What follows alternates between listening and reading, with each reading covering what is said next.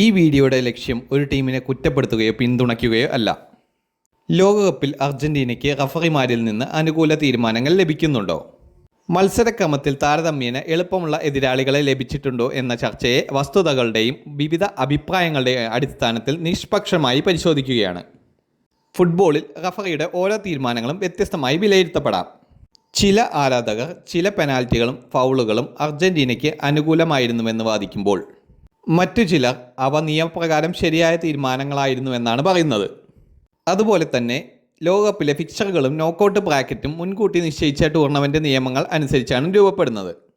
അതിനാൽ അനുകൂല ടീം ലഭിച്ചു എന്ന അഭിപ്രായവും കടുത്ത വഴിയിലൂടെയാണ് മുന്നേറിയത് എന്ന അഭിപ്രായവും ഒരുപോലെ ചർച്ച ചെയ്യപ്പെടേണ്ട വിഷയങ്ങളാണ്.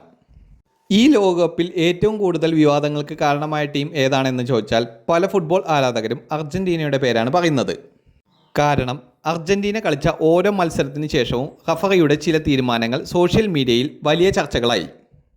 ചില ആരാധകർ പറയുന്നത് നിർണായക ഘട്ടങ്ങളിൽ 50-50 തീരുമാനങ്ങൾ പോലും അർജന്റീനയ്ക്ക് അനുകൂലമായിട്ടാണ് വരുന്നത് എന്നാണ്.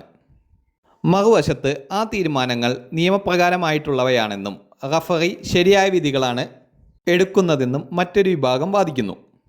ബെൽജിയം, പോർച്ചുഗൽ, ഇംഗ്ലണ്ട് പോലെയുള്ള ചില മത്സരങ്ങളിലും വിവാദപരമായ ചില തീരുമാനങ്ങൾ ഉണ്ടായിട്ടുണ്ട്.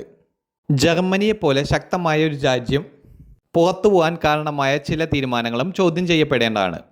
ആഫ്രിക്കൻ ടീമുകൾക്കെതിരായ ചില തീരുമാനങ്ങളിലും പാളിച്ചകൾ പറ്റിയിട്ടുണ്ട്. എന്നാൽ വിമർശകർ ചൂണ്ടിക്കാണിക്കുന്നത് അർജന്റീനയുടെ മത്സരങ്ങളിൽ ഇത്തരത്തിലുള്ള ചർച്ചകൾ ആവർത്തിച്ച് ഉയർന്നു വരുന്നു എന്നാണ്. അതുകൊണ്ട് തന്നെ റഫറി ആനുകൂല്യം ഉണ്ടായോ എന്ന ചോദ്യം ഈ ലോകകപ്പിലെ ഏറ്റവും വലിയ ചർച്ചാ വിഷയങ്ങളിൽ ഒന്നായി മാറിയിരിക്കുകയാണ്. അതേസമയം ഇതുവരെ പുറത്തു വന്ന ഔദ്യോഗിക അന്വേഷണങ്ങളോ തെളിവുകളോ അർജന്റീനയ്ക്ക് മനഃപൂർവ്വം പ്രത്യേക ആനുകൂല്യം നൽകിയെന്ന് സ്ഥിരീകരിക്കുന്നില്ല. അതിനാൽ ഈ വിഷയത്തെ വസ്തുതകളുടെയും വിവിധ അഭിപ്രായങ്ങളും ചേർത്ത് പരിശോധിക്കുകയാണ് ഈ വീഡിയോയുടെ ലക്ഷ്യം. നിങ്ങൾക്ക് എന്താണ് തോന്നുന്നത്? ഇത് സാധാരണ റഫറിയിങ് പിഴവുകളാണോ? അല്ലെങ്കിൽ ആവർത്തിച്ച് സംഭവിക്കുന്നതാണെങ്കിൽ സംശയിക്കേണ്ട വിഷയമാണോ? നിങ്ങളുടെ അഭിപ്രായം കമൻറ്റ് ബോക്സിൽ രേഖപ്പെടുത്തുക. കൂടുതൽ വാർത്തകൾക്കും വിശേഷങ്ങൾക്കുമായി ഈ ചാനൽ ഇപ്പോൾ തന്നെ സബ്സ്ക്രൈബ് ചെയ്യുക.